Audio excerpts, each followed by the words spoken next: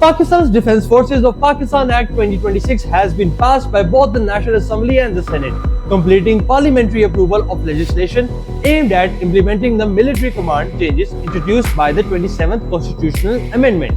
The Act establishes a unified Defence Forces headquarters under the Chief of Army Staff Field Marshal Asim Munir, became first Pakistan CDF under the new structure.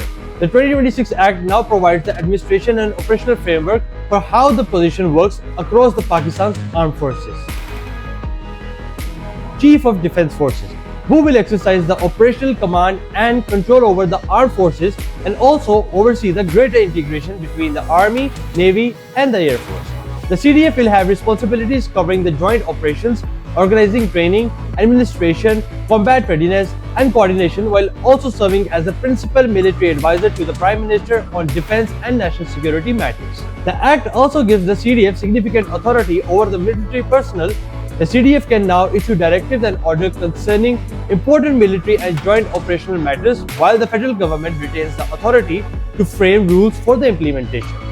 The legislation is accompanied by the amendments to the National Command Authority Act in 2010. These changes replaced references to the former Chairman Joint Chief of Staff Committee with the Chief of Defence Forces and revised the composition and terminology of the National Command Authority.